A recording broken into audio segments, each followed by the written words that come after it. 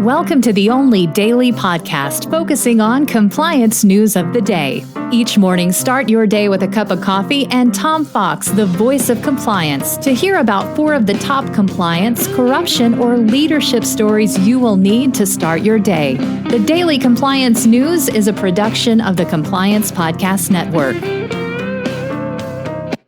First, a word from our sponsor.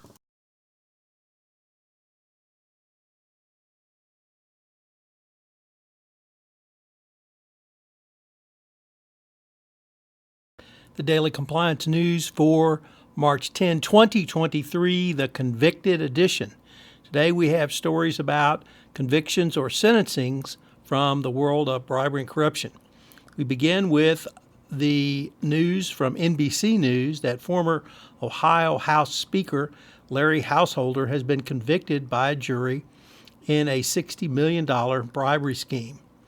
The Cincinnati jury found him guilty of 2 counts of conspiracy to participate in a racketeering enterprise involving bribery and money laundering after about 9.5 hours of deliberations over 2 days.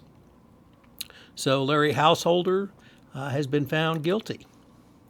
Next up from Bloomberg, Patricia Hurtado reporting that Roger Ng, the only Goldman Sachs banker tried and convicted in the global 1MDB scandal, was sentenced to 10 years in prison today for his part in this massive fraud. The federal district court said this is one of the biggest financial crimes in the history of the world. And the disgraced 51-year-old former managing director asked the judge for no jail time.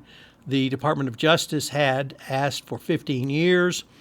The judge looks like he gave him time for house arrest and time he spent in jail, or credits rather, in Malaysia as well. So the sentencing of Roger Ng is a little bit less than the government wanted. Nevertheless, 10 years is quite a sentence, but he could have gotten up to 30 years. Next up, also from Bloomberg, and also Patricia Hurtado reporting that in the trial of 2 former Fox TV executives in the FIFA bribery case, one was convicted of bribing soccer officials to win the broadcast rights to the tournament, while a second was acquitted of the same crime. The Uruguay sports marketing company Full Pay was also convicted.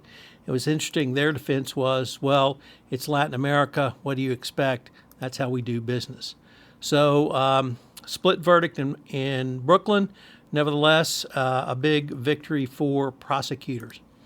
And our final story comes to us from Compliance 360, a first-time contributor to the Daily Compliance News, and it reports that the former chief compliance officer of an investment advisory firm who had been charged with wire fraud was sentenced to 3 years in jail and restitution for stealing money from both the client and his firm. Jennifer Campbell was office manager and compliance officer at an investment advisory firm. The Daily Compliance News is a production of the Compliance Podcast Network and a proud member of C-Suite Radio. Thanks so much for listening. I hope you'll join me again tomorrow.